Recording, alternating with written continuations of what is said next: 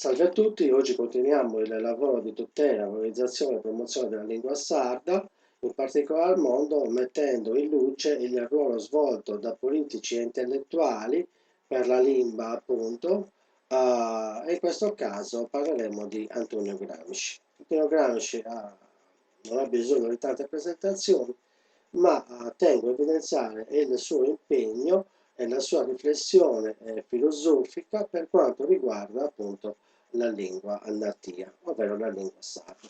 Tutto è tratto dal mio problemi e prospettive della pianificazione linguistica in Sardegna aggiornato al 2019.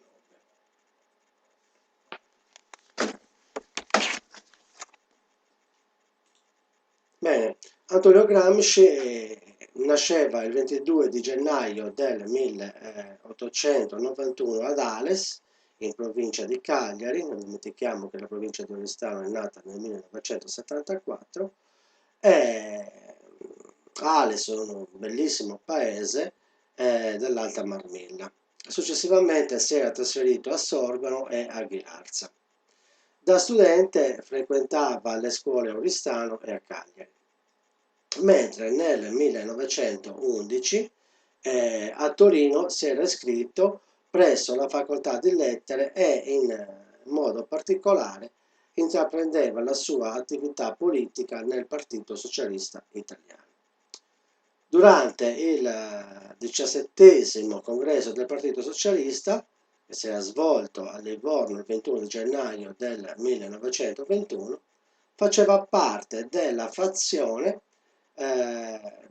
scissionista e contribuiva alla nascita del glorioso Partito Comunista Italiano, in cui era membro del Comitato Centrale. Il 1922 era l'anno in cui faceva il primo viaggio a Mosca, dove incontrava l'amore della sua vita, ovvero sia Julia Schutz, la quale le dava 2 figli. Nelle tormentate elezioni del 5 aprile del 1924, quindi siamo in piena dittatura fascista, veniva eletto nella circoscrizione veneta, deputato al Parlamento. Il sardo, nonostante avesse l'immunità parlamentare, veniva arrestato per sovversione l'8 di novembre del 1926 e dopo 2 anni, in seguito al processo, un processo, vuol dire farlocco, veniva condannato a 20 anni di carcere, 4 mesi e 5 giorni. Successivamente veniva ridotto a 12 anni e 7 mesi. Le condizioni di salute di Antonio erano precarie e così il 25 di ottobre del 1934 gli veniva concessa la libertà condizionale e nel 1937 riacquistava la piena libertà mentre era in fin di vita. In pago sueldo sono diventato morre in foras als fascistas. Inoltre, attraverso le epistole conosciamo il suo pensiero e soprattutto durante la sua prigionia il politico scriveva quelle memorabili lettere, quaderni del carcere, in cui manifestava il suo pensiero marxista della storia, della cultura e della politica italiana e sarda. Inoltre, attraverso le lettere, quindi le epistole, conosciamo anche le sue idee per quanto riguarda la lingua sarda, come vedremo a seguire. Antonio Gramsci moriva in Roma il 27 di aprile 1937.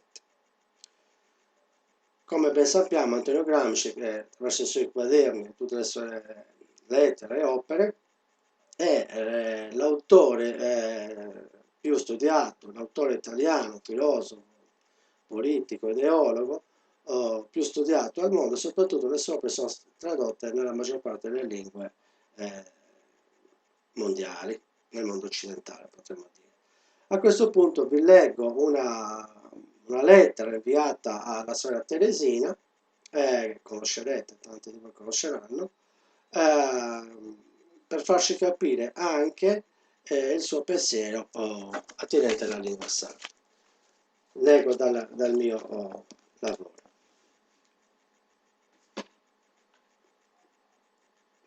Lettera a Teresina. Franco mi pare molto vispo e intelligente. Penso che parli già correttamente. In che lingua parla? Spero che lo lascerete parlare in sardo e non gli darete dei dispiaceri a questo proposito. È stato un errore per me non aver lasciato che Edmea, da bambinetta, parlasse liberamente in sardo. Ciò ha nociuto alla sua formazione intellettuale e ha messo una camicia di forza alla sua fantasia. Non devi fare questo errore coi tuoi bambini. Intanto il sardo non è un dialetto, ma una lingua a sé, quantunque non abbia una grande letteratura. Ed è bene che i bambini imparino più lingue, se è possibile.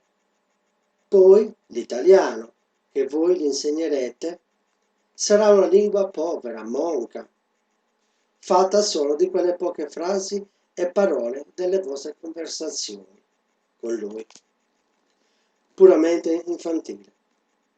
Egli non avrà contatto con l'ambiente generale e finirà con l'apprendere due gerghi e nessuna lingua. Un gergo italiano per la conversazione ufficiale con voi e un gergo sardo appreso a pezzi e a bocconi, e non sapete a rogos e mussio sul sardo, per parlare con gli altri bambini e con la gente che incontra per strada o in piazza. Ti raccomando, proprio di cuore, di non commettere un tale errore e di lasciare che i tuoi bambini succhino tutto il sardismo che vogliono e si sviluppino spontaneamente nell'ambiente naturale in cui sono nati. Ciò non sarà un impaccio per il loro avvenire, tutt'altro, conclude Antonio Gramsci.